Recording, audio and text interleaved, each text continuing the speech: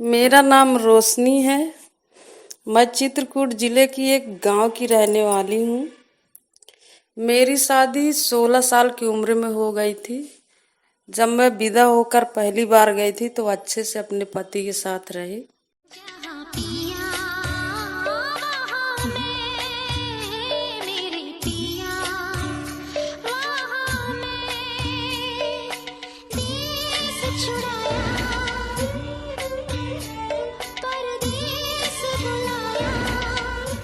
वहां से वापस आने के बाद कुछ दिन मायके में रही। इसके बाद दोबारा जब गई तो मेरा पति देवर को लेके शक करने लगा और शक को लेके मेरे साथ मारपीट करने लगा। मारपीट करता रहा पर मैं सहती रही और आती जाती रही मायके और ससुराल, क्योंकि समाज और परिवार को भी देखना था, ये सोच थी। पर जब काफी दिन बीत गए, इसी दौरान मेरे एक बच्चा हुआ। तब भी मेरा पति यही करता, शक को लेके मारपीट आए दिन करता, झगड़ा करता। फिर मैंने अपने मन में सोचा कि इतना मारपीट करता है और मैं कब तक ऐसे रहूंगी, तो मैं फिर सोची कि मैं इसके साथ ना रहूं, वही अच्छा है। मैं अपना कहीं जीवन यापन अकेले ही व्यतीत करूंगी मायके में रह के। मायके आई 2 साल 3 रही, पर मायके वाले भी भाई भौजाई दबाव डालने लगे ससुराल जाने के लिए कि तुम यहाँ कब तक बनी रहोगी, क्या हम करेंगे। पर किसी की नहीं मानती, मैं बस कुछ नहीं बोलती और बस यही सोचती रहती कि क्या करूं क्या ना करूं। पर उसी दौरान एक संस्था से कुछ लोग गए हमारे गांव मीटिंग करने, जो उनको मेरे बारे में पता चला कि ससुराल में ये दिक्कतें हैं, किसी ने बताया होगा।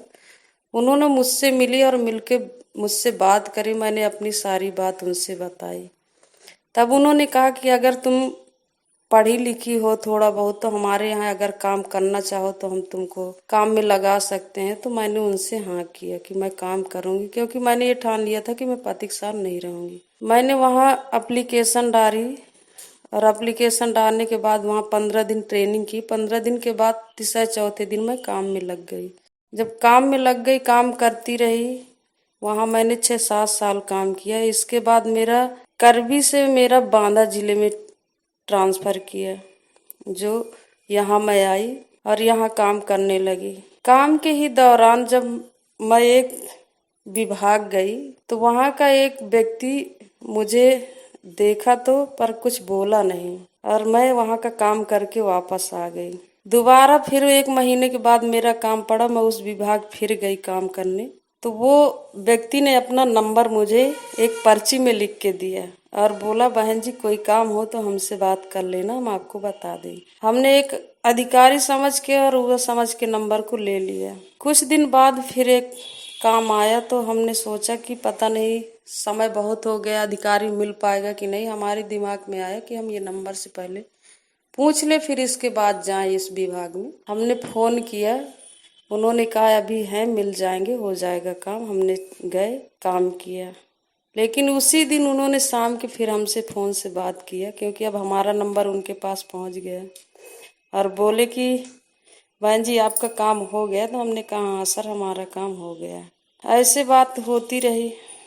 एक दिन फिर उन्होंने कहा कि क्या हाल चाल है, कहाँ है। तो हमने बताया अपने काम पे हैं और काम पे लगे हैं। कहा अच्छा ठीक है। ऐसे करते रहे 2-4 दिन, पर मैं अपने मन में सोचती कि पता नहीं बार बार क्यों फोन कर रहे हैं, क्या बात है। ऐसे अपने मन में फीलिंग करती थी और डरती भी थी कि पता नहीं रोज क्यों ऐसे बात कर रहे हैं, समझ में नहीं आता। ऐसा मेरा नंबर चला गया। एक दिन उन्होंने जब फोन किया और बोले कि हम आपसे कुछ कहना चाह रहे हैं, तो हम अपने मन में सोचे कि ऐसी कौन सी बात है जो हमसे कहना चाह रहे हैं, और बड़ा अंदर से डर भी लग रहा था और मन में सोच भी रहे थे। जब उनका फिर फोन आया तो उन्होंने कहा कि आपकी पर्सनालिटी और आपका हेल्दी शरीर देख के मुझे आप बहुत पसंद आ गए। तो मैंने पहले तो मुझे बहुत गुस्सा आया कि ऐसे बोल रहे हैं, लेकिन बाद में फिर मैंने भी मुस्कुरा के कहा कि इतनी तो हेल्दी नहीं है मेरी शरीर जो आप कह रहे हैं। पर धीरे धीरे मेरा भी आकर्षण उनके तरफ बढ़ने लगा। ऐसी बातें होती रही, काफी प्यार मोहब्बत की बातें हुई। मैं भी उनके पर अंदर अंदर सोच रही थी कि मैं इनसे क्या बात कहूँ क्या न करूँ, बातें तो खूब रोमांटिक कर लेते थे। एक दिन मैंने कहा कि भाई ये बताइए कि जब मेरा पति मेरा साथ नहीं दिया तो आप क्या मेरा साथ देंगे? आप ऐसी बातें कर करके परेशान करते हो और खुद हो रहे हो, मुझे भी कर रहे हो। तो उन्होंने कहा कि मैं और ज्यादा तो कुछ नहीं कर सकता हूँ, पर जो हो सकेगा मैं आपका साथ दूंगा। मैंने भी हाँ कर लिया कि ठीक है, मैं भी आपको पसंद करती हूँ। तो उन्होंने भी कहा कि चलिए अच्छी बात है। फोन से तो बात करते रहे, लेकिन जब उसने मेरे घर पहली बार आया और मेरे घर के बाहर सामने ही खड़ा था और फोन से पूछ रहा था कि तुम कहाँ हो, तो मैंने सच सच बता दिया कि मैं घर में हूँ। बोला यार कौन है? मैंने कहा और कोई नहीं है, मैं अकेली घर में हूँ। उसने कहा क्या एक कप चाय नहीं पिलाओगे अपने घर? तो हमने कहा तुम वहां से कहाँ यहाँ आओगे? कहा आप बाहर निकल के देखिए, हम खड़े हैं आपके घर के सामने। तब मैंने देखा तो सच में कहा, अब मैं अंदर ही अंदर डर रही थी और उधर मना भी नहीं कर पा रही थी कि ये कहूँ कि तुम वापस हो जाओगे। तो अब डर भी लग रहा था और उन्हें कहा भी कि आप आ गए हैं तो आप आ जाइए, चाय बिल्कुल हम आपको पिलाएंगे। बैठ के आके चाय पिए, बैठे रहे। जब मेरा हाथ पकड़े तो मुझे बहुत डर लगा, एकदम से इतना कपकपा गई अंदर से कि मैंने कहा पता नहीं क्या होगा। पर अंदर से अच्छा भी लगा, पर सामने अब उससे इजहार भी नहीं कर सकती हूँ कि मुझे अच्छा लगा, क्योंकि एक वो भी डर रही थी कि मैं अपने तरफ से अगर कहूंगी तो क्या होगा क्या नहीं होगा। पर उसके छूने से मुझे एक डर भी लगा और अच्छा भी महसूस हुआ।